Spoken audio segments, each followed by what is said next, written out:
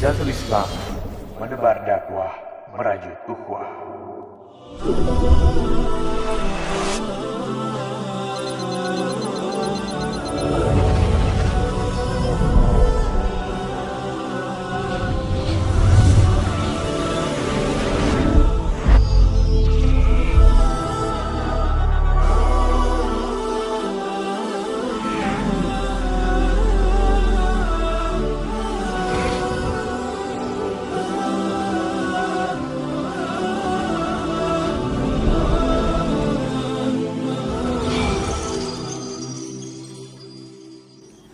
Assalamualaikum warahmatullahi wabarakatuh.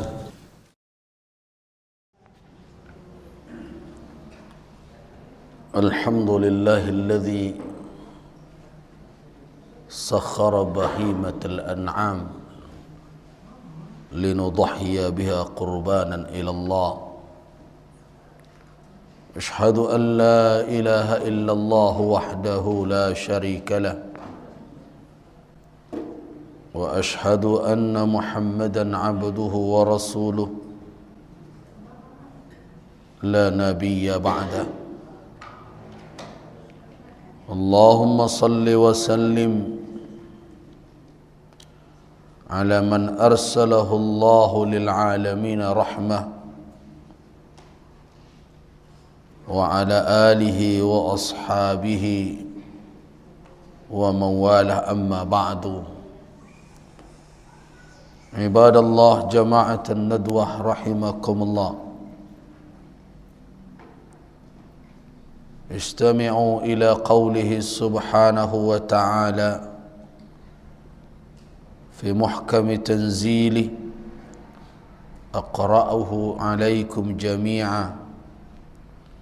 أعوذ بالله من الشيطان الرجيم. لن ينال الله لحومها ولا دماؤها ولكن يناله التقوى منكم كذلك سخرها لكم لتكبروا الله على ما هداكم وبشر المحسنين. La yanalallaha luhumuha, artinya tidak, Allah subhanahu wa ta'ala tidak akan dijangkau oleh daging-daging unta itu, wala dima'uha, dan tidak pula darahnya. Walakin yanaluhu taqwa minkum, yang akan menjangkau Allah, yang akan menjangkau keredaan Allah, yang menjangkau pahala dari Allah subhanahu wa ta'ala, karunia dari Allah adalah at-taqwa minkum, ketakwaan dari kamu. Kadzalika sakhkharaha lakum, demikianlah binatang ternak itu ditundukkan oleh Allah kepada kamu sekalian, agar kamu sekalian bertakbir atas apa yang telah Ia berikan kepadamu berupa petunjuk, dan beri berita gembiralah orang-orang yang berbuat kebaikan. Mengamalkan ayat ini, kita yakin bahawa bukan daging dan darah hewan kurban itulah yang akan menjangkau ridha Allah, tapi modal utama dan yang paling utama untuk mencapai Allah subhanahu wa ta'ala adalah ketakwaan kita di dalam berkurban ini. Nah, untuk bertakwa tersebut tentu membutuhkan ilmu, karena tidak mungkin takwa akan didapat tanpa ilmu. Sebab ketakwaan itu adalah secara sederhana, ulama mengatakan imtithalu awamirillah wajtinabu nawahi. Itu secara sederhana, yaitu patuh kepada perintah Allah dan menjauhi larangan-larangannya. Nah, mana perintah Allah? Seperti apa perintah Allah di dalam berkurban? Dan apa yang harus dijauhi berupa larangan-larangan Allah, khususnya di dalam berkurban? Tentu tidak bisa kita lakukan itu tanpa ilmu. Jadi benar apa yang dikatakan oleh ulama, sebelum beramal atau melakukan suatu perbuatan, ada yang lebih dahulu harus kita kuasai, itu al-ilmu. Al-ilmu qabla al-amali, berilmu sebelum beramal. Di samping untuk menjangkau takwa, tentu ilmu adalah komponen penting agar amalan tersebut sah secara hukum, tidak melanggar ketentuan-ketentuan syariat. Dengan itulah baru amal tersebut bisa diharapkan makbul di sisi Allah Subhanahu wa taala. Karena syarat amal itu diterima oleh Allah sebagaimana yang telah kita ketahui, di samping ikhlasun niyyah, niat yang ikhlas, yang kedua adalah isabatus sunnah, tepatnya amalan itu menurut ketentuan sunnah. Nah, akhirnya kita juga tidak bisa menghindar atau menganggap enteng bahwa ilmu harus dimiliki di dalam beramal. Nah, pada kesempatan ini, karena kita akan melakukan udhiyah atau kurban pada musim ini atau pada Idul Adha tahun 1437 Hijriah ini, berdasarkan kepada ayat-ayat tadi, patut pada malam ini kita coba ulang kembali kajian tentang kurban tersebut. Bapak dan ibu-ibu jamaah rahimakumullah, di dalam fiqih dan di dalam hadis, tentunya sebagai rujukan fiqih, kurban dalam bahasa kita dan juga di dalam bahasa Arab, kata kurban itu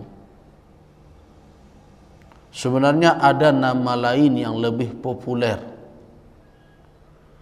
dipergunakan di dalam lafaz-lafaz Nabi dibandingkan dengan kurban. Apa itu? Udhiyah. Udhiyah adalah lafaz nabawi. Itulah penamaan dari amalan penyembelihan hewan pada tanggal 10 Zulhijjah sampai tanggal 13 untuk mendekatkan diri kepada Allah Subhanahu wa taala. Jadi nama udhiyah sebenarnya lebih populer di dalam sunnah, termasuk di dalam kitab-kitab fikih. Sedangkan kata kurban sebenarnya muncul di dalam firman Allah Subhanahu wa taala di dalam suratil Maidah. Kata kurban muncul terkait dengan pengorbanan dua orang anak Adam alaihi salam, yaitu Habil dan Qabil. Apa kata Allah menjelaskan peristiwa itu? Watlu alaihim naba abnai Adam bil haqq idh qarraba qurbanan fatuqbila min ahadihima wa lam yutaqabbal minal akhar. Qala la'aqtulannaka qala innama yataqabbalullahu minal muttaqin.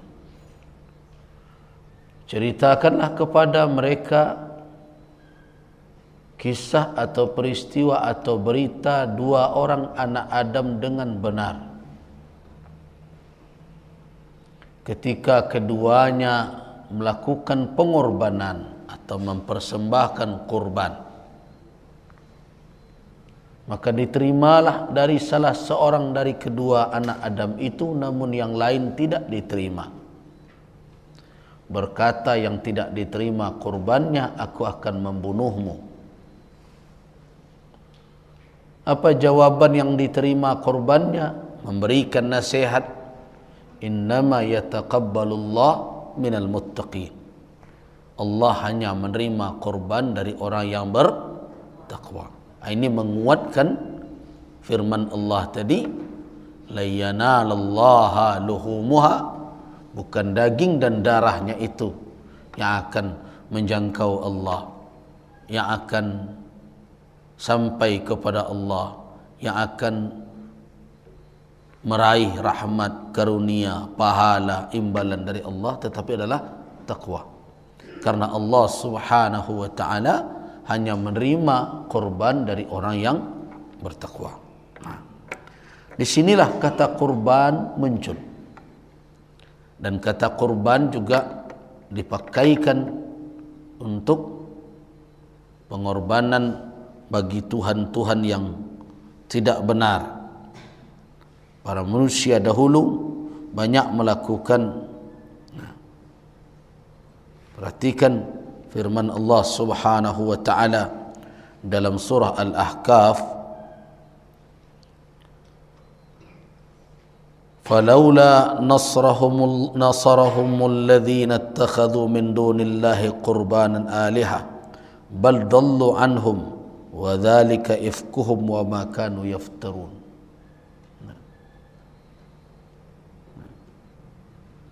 Maka mengapa yang mereka sembah selain Allah sebagai Tuhan untuk mendekatkan diri kepada Allah tidak dapat menolong mereka, bahkan Tuhan-Tuhan itu telah lenyap dari mereka.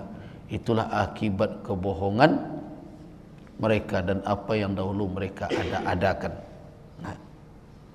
Jadi kata kurban muncul di dalam Al-Quranul Karim sebagai persembahan kepada Allah Subhanahu wa ta'ala, dan juga dipakai untuk pendekatan diri kepada Tuhan-Tuhan yang didakwakan oleh orang-orang kafir. Nah, karena itu istilah udhiyah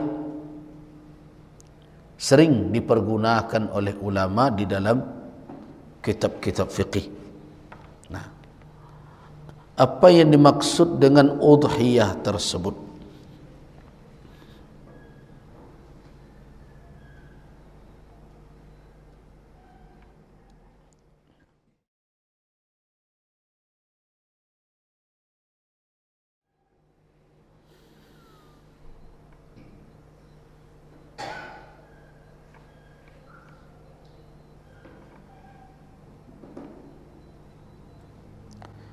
Al-udhiyah dalam pengertian ulama adalah ma yuzbahu min bahimatil an'am fi yaumil adha ila akhir ayyam tasriq taqarruban ila Allah Ta'ala. Yang dikatakan kurban dalam bahasa kita atau udhiyah tersebut adalah binatang ternak yang disembelih di hari Idul Adha sampai akhir hari Tasyriq. Dimulai Idul Adha sampai akhir hari Tasyriq. Untuk apa? Untuk kurban, taqarruban, mendekatkan diri kepada Allah Ta'ala.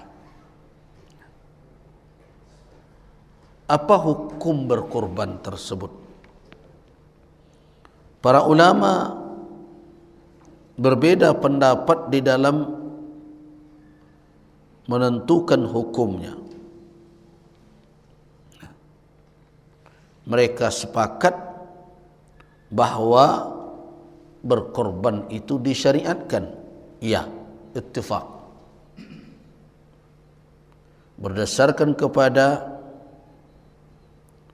firman Allah Subhanahu wa taala di dalam surah Al-Kautsar, "Fashalli li rabbika wanhar." Dan hadis Nabi sallallahu alaihi wasallam yang diriwayatkan oleh Al-Imam Al-Bukhari dan Al-Imam Muslim dari Anas ibn Malik,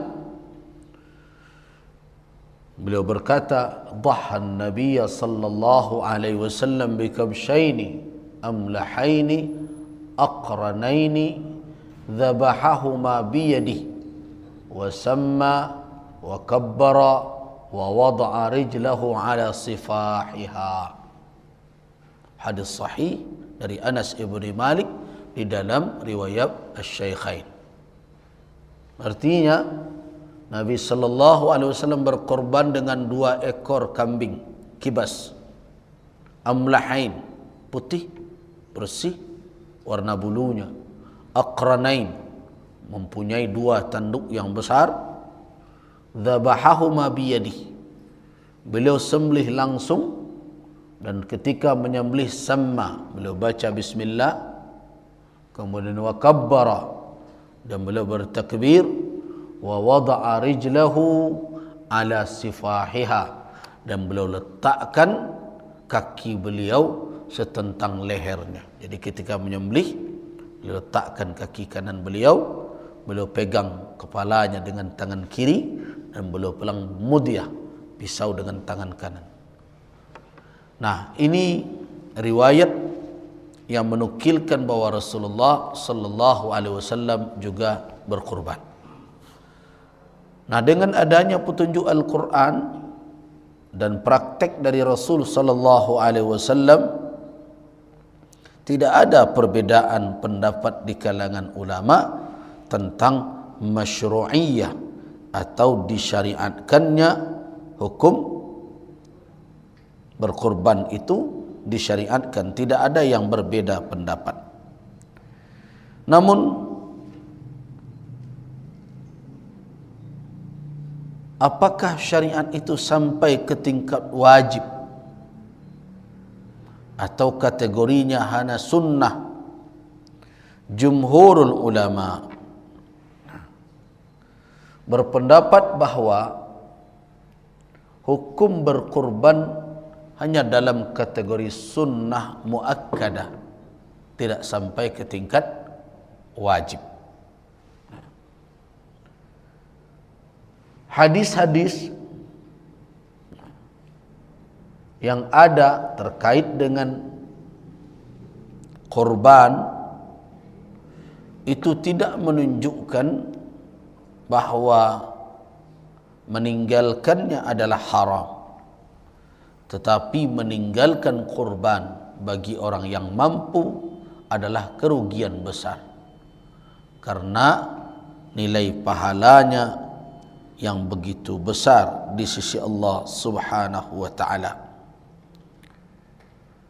Di antara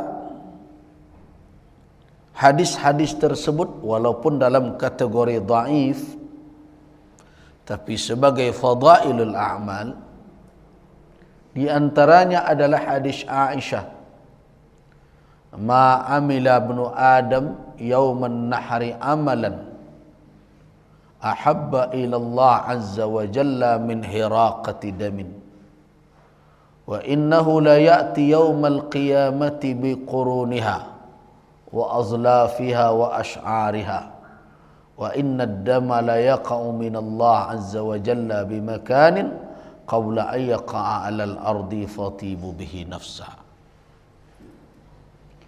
Tiada amalan yang dilakukan oleh anak Adam di hari nahar yang lebih dicintai oleh Allah daripada menumpahkan darah binatang ternak. Sesungguhnya dia akan datang di hari kiamat membawa tanduknya, membawa kulitnya, kukunya dan bulunya, Sesungguhnya darah itu telah terjatuh atau sampai di suatu tempat di sisi Allah sebelum terjatuh ke bumi, maka redalah dengan itu. Nah, ini adalah keutamaan kurban. Namun hadis-hadis tersebut tidak sampai ke peringkat sahih. Di antara hadis yang juga sering disebut oleh orang, yaitu hadis Abi Sa'id Al-Khudri. Beliau mengatakan Rasulullah sallallahu alaihi wasallam pernah berkata kepada Fatimah radhiyallahu anha, "Qumi ila udhiyatiki." Berdirilah engkau menyaksikan korban engkau. Berdirilah engkau, fashhadiha, dan saksikan korban engkau. Fa inna laki bi awwali qatratin taqturu min dammiha. Sesungguhnya awal tetesan darah dari korban itu Allah akan mengampuni untuk engkau. Yaghfiru laki ma salafa min dzunubin, dosa-dosa yang lalu. Qalat, ia berkata, ya Rasulullah, hadza lana ahlul bait khassa. Apakah ini khusus untuk ahlul bait Nabi saja? Walil muslimina ammah, atau untuk seluruh kaum muslimin? Qala bal lana walil muslimina ammah. Ini untuk kita ahlul bait dan juga untuk kaum muslimin keseluruhannya. Tapi riwayat ini tidak sampai ke peringkat sahih. Ada perawi yang dianggap oleh ulama sebagai dhaif, mudallis, yaitu Atiyah Al-Aufi namanya. Dan juga ada perawi yaitu Daud bin Abdul Hamid, juga lemah. Karena itu hadis ini dikatakan mungkar. Nah, begitu juga ada hadis lain dari Ali radhiyallahu anhu. Rasulullah berkata kepada Fatimah, ya Fatimah, fashhadi udhiyatak. Saksikanlah korban engkau. Amma inna laka bi awwali qatratin taqturu min dammiha. Sungguhnya engkau akan mendapat darah pertama yang menetes dari binatang ternak itu ampunan likulli dzambin, setiap dosa engkau. Innahu yuja'u biha yaumal qiyamah biluhumiha. Sungguhnya akan didatangkan dari kiamat dagingnya, darahnya, 70 di'afan, 70 kali lipat, hatta tudha fi mizanika, dan diletakkan di timbangan amal kamu. Berbagai riwayat ini dhaif jiddan, dan berbagai macam riwayat. Nah karena itu dasar-dasar yang kuat yang bisa dijadikan hujjah menunjukkan bahawa kurban tidak sampai ke peringkat wajib, tapi hanya dalam kategori sunnah muakkadah.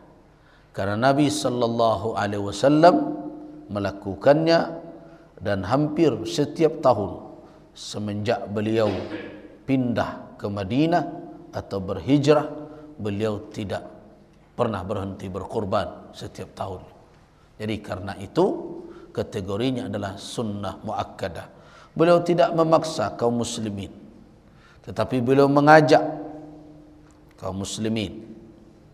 Jadi kalau ada yang mengatakan kurban wajib berdasarkan firman Allah, fasalli li rabbika wanhar, salatlah untuk Tuhanmu dan berkurbanlah, itu perintah katanya menunjukkan wajib, tidak mempunyai kekuatan riwayat pemahaman tersebut.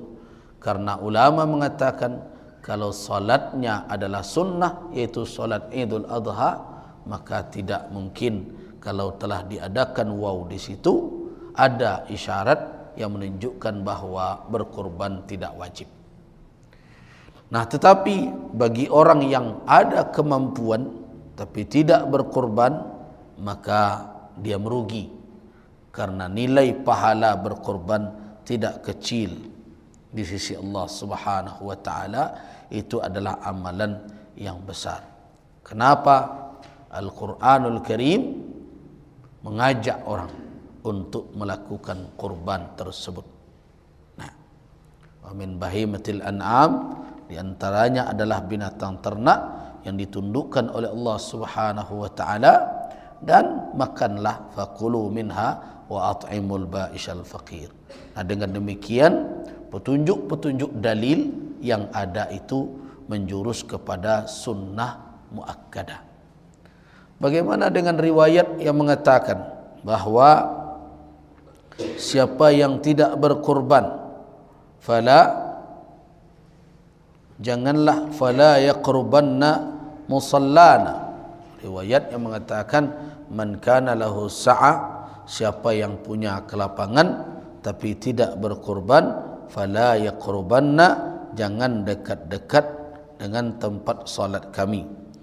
Riwayat itu tertuju kepada orang yang menganggap enteng berkorban, atau yang mampu tetapi bakhil dalam berkorban.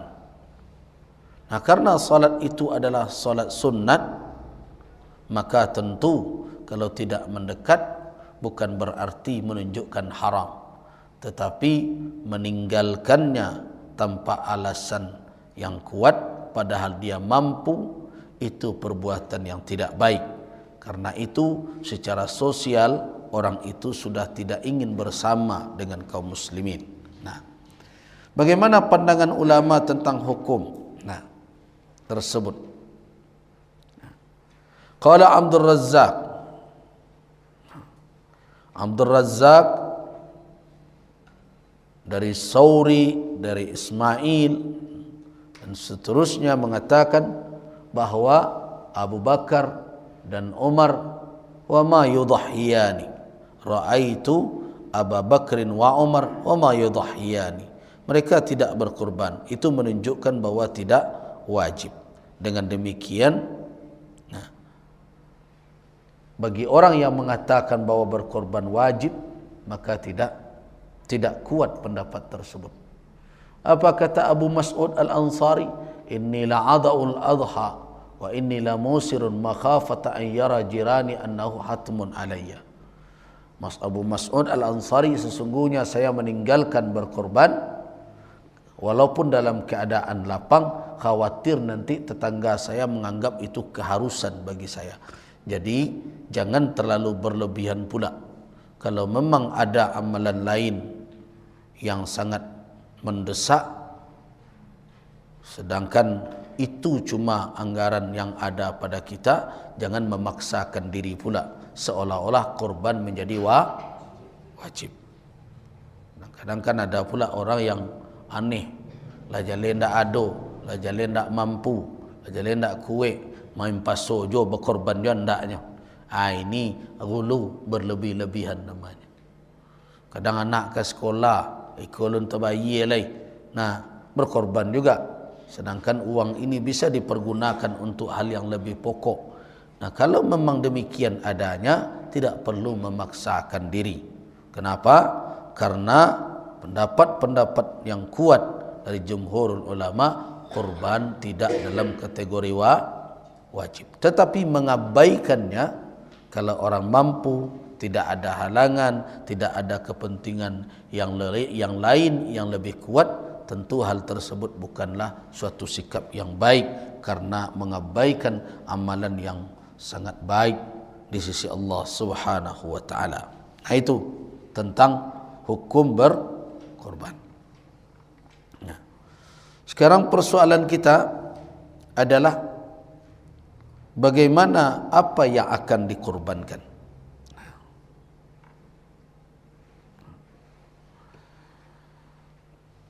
Yang pertama yang akan dikorban itu jelas-jelas adalah binatang ternak. Jadi jangan kawan pula yang dikorbankan, apalagi perasaan tidak perlu dikorbankan. Jadi yang akan dikorbankan itu adalah al-ibil, unta, wal baqar, sapi, wad-dha'n wal ma'iz. Ini domba keduanya dengan berbagai jenisnya. Nah, dimasukkan oleh ulama al-jamus, kerbau, qiyasan alal baqar, dengan mengkiaskannya kepada sapi. Jadi itulah binatang kurban. Jadi tidak ada kurban dengan seekor ayam.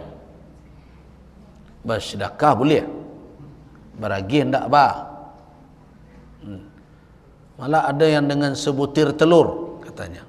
Nah, itu bukan kurban dalam pengertian udhiyah yang masyru'ah, yang disyariatkan. Tetapi itu menunjukkan bahawa orang mau berkurban, maknanya adalah memberikan apa yang ada padanya walau sekecil apapun. Jadi itu maksudnya. Walau dengan seberapapun, kalau orang ingin berbagi dengan orang lain.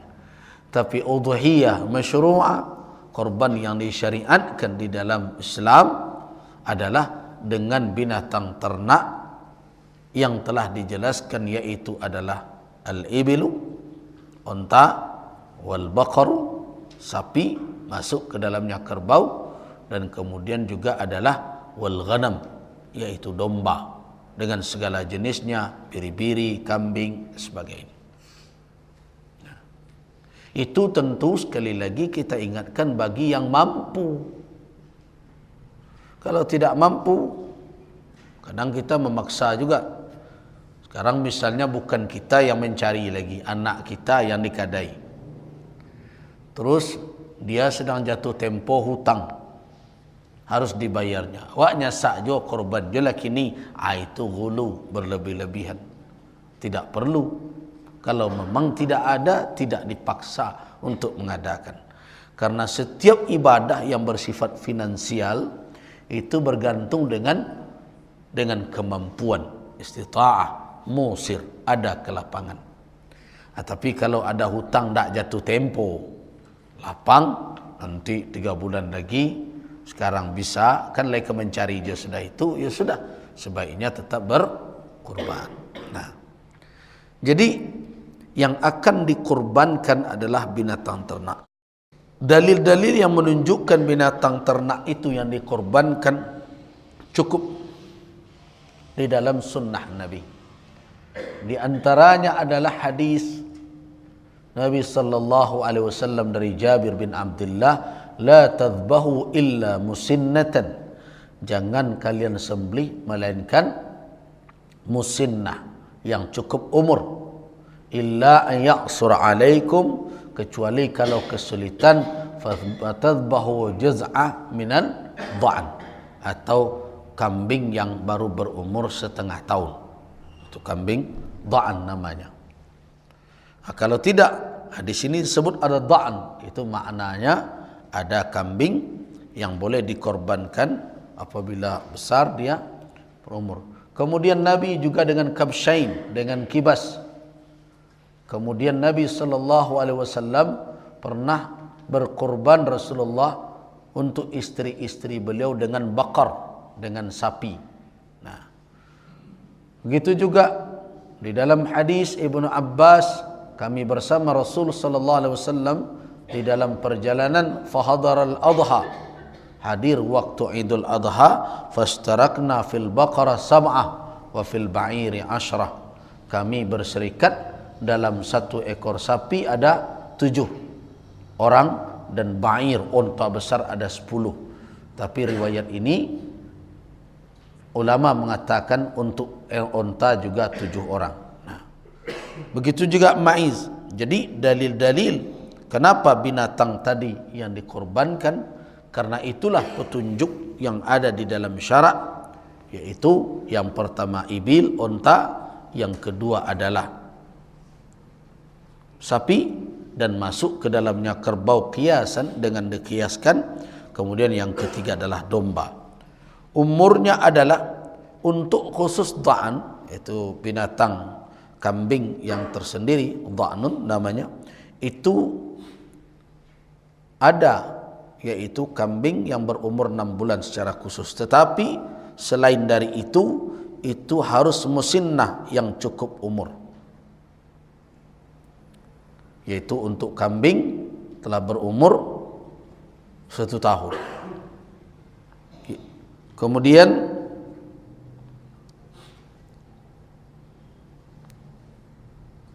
untuk sapi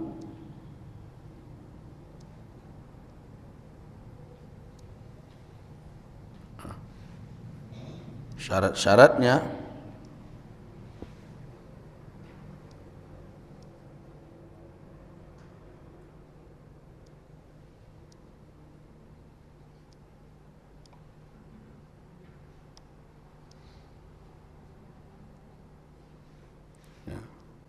disyaratkan ada 6. Yang pertama harus binatang ternak yang dijelaskan tadi, yaitu ibil, unta, al-baqar, sapi, kemudian domba, baik dha'annya atau maiznya. Nah, kemudian syarat yang kedua yaitu sampai batas umur yang ditetapkan syarak. Untuk jiz'ah min ad-dha'an, kalau dia dha'an cukup jiz'ah, yaitu yang berumur lebih kurang 6 bulan. Sedangkan untuk yang lain au sunayyah min ghairiha, yaitu 1 tahun masuk 2 tahun untuk kambing yang lain. Tapi dha'an ada yang boleh jiz'ah, itu 6 bulan. Sedangkan berikutnya adalah musinnah. Nah, fasunayya minal ibil, unta, yaitu yang telah sempurna 5 tahun masuk tahun ke-6. Sedangkan untuk sapi, yaitu sunayya dari sapi, yaitu 2 tahun penuh masuk tahun ke-3. Sedangkan untuk kambing selain dhan tadi, yaitu yang 1 tahun. Nah, sedangkan yang jaza' adalah yang 6 bulan. Ini khusus untuk kambing yang dhan. Nah, jadi karena itu, karena kita besok akan menyembelih sapi, maka disyaratkan bahawa sapi tersebut telah berumur 2 tahun sempurna masuk tahun ke-3. Nah, kadang-kadang ditandai dengan apa oleh orang? Dengan gigi. Tapi kalau pemegang atau pemilik sapinya meyakinkan bahawa ini telah berumur 2 tahun, giginya senanalun tanggalai, ya dipegang pendapatnya, tidak ada masalah. Tak perlu minta akte kelahiran Jawi itu. Nah, tapi kalau dia berjanji, apalagi dia bersumpah, Allah lah iya dulu bulan niko, kalau bila lewat sebulan, ya sudah.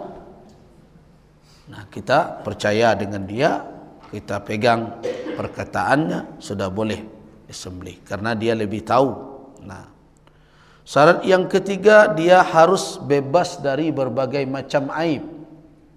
Nah, yang berakibat bisa tidak sah korban. Ada aib-aib itu yang menyebabkan tidak sah. Tapi ada aib-aib yang menyebabkan dia tidak afdal. Yang menyebabkan tidak sah itu yaitu adalah al-aurul bayyin, yaitu yang celek matanya jelas, atau hanya putih saja, betul-betul buta sebelah. Nah, ini tampak jelas nyata, itu tidak sah untuk dijadikan sebagai binatang korban. Yang kedua adalah sakit atau penyakit yang jelas, apalagi sudah terbukti oleh dokter misalnya, oleh pakar ini mengandung penyakit.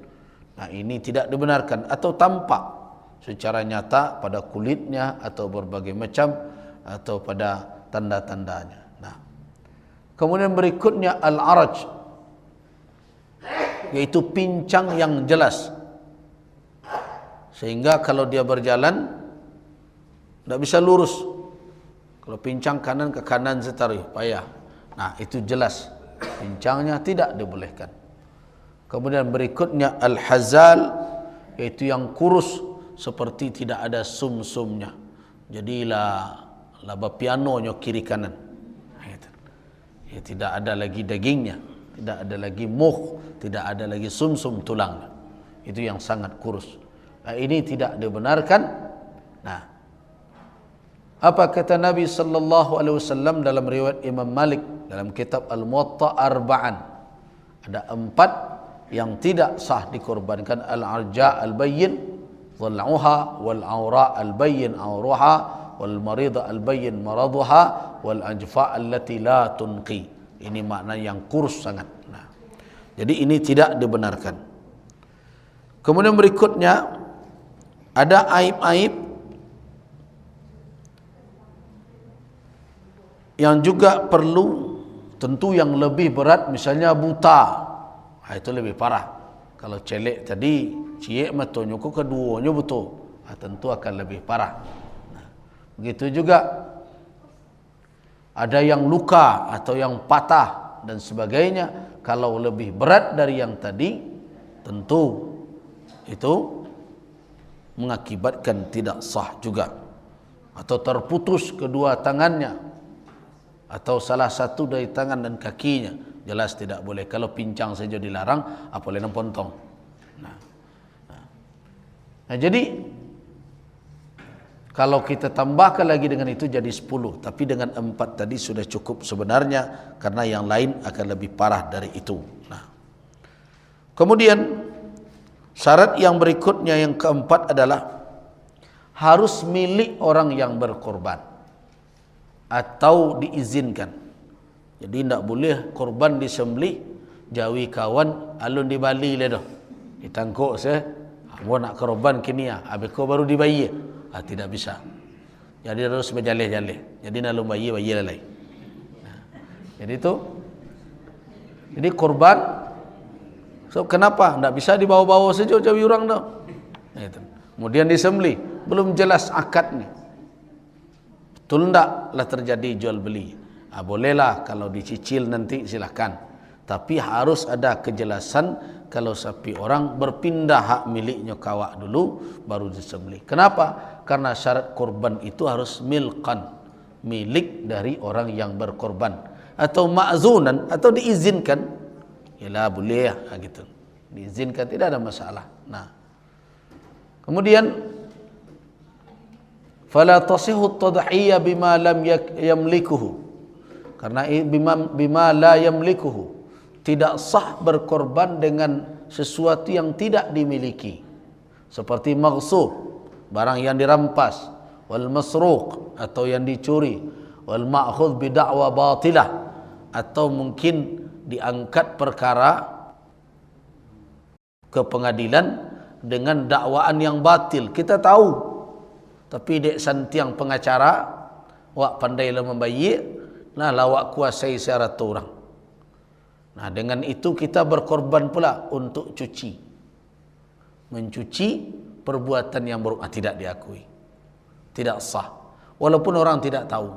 Tapi ketahuilah, mempergunakan harta yang tidak halal untuk membelinya tidak akan diterima oleh Allah Subhanahu wa taala, karena hakikatnya dia tidak memiliki harta tersebut dan tidak sah dia pakai untuk pembeli korbannya.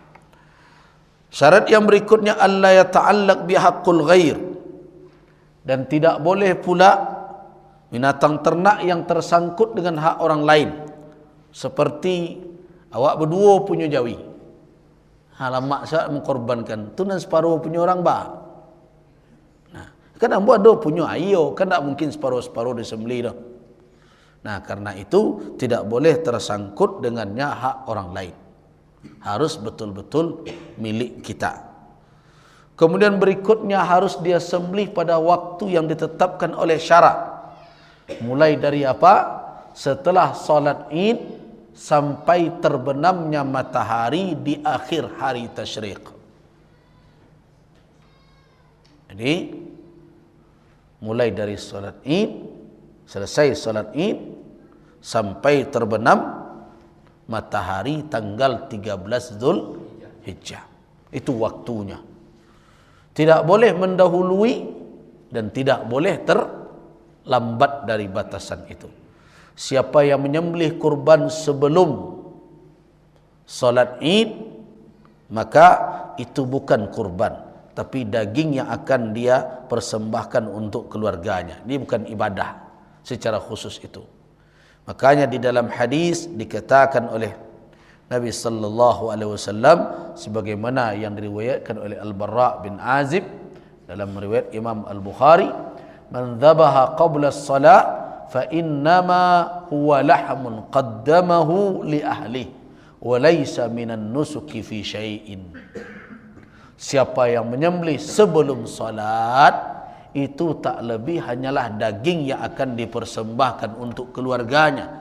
Tidak ada makna ibadah sedikit pun dalam hal itu. Maknanya bukan kurban yang disuruh di hari Idul Adha tersebut.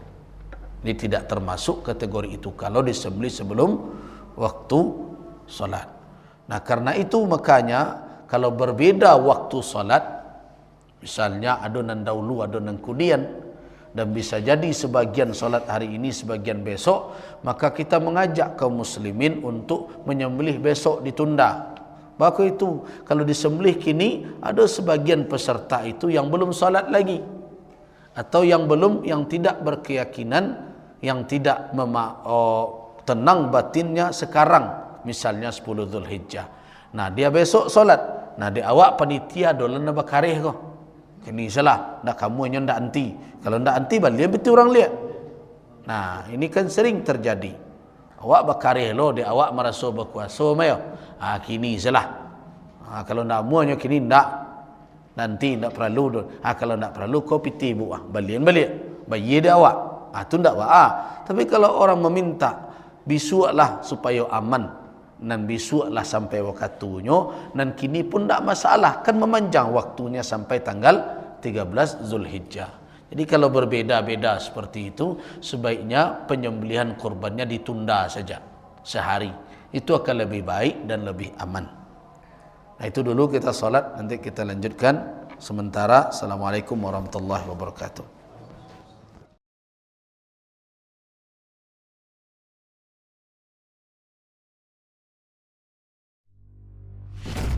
Izzatul Islam, menebar dakwah, merajut ukhuwah.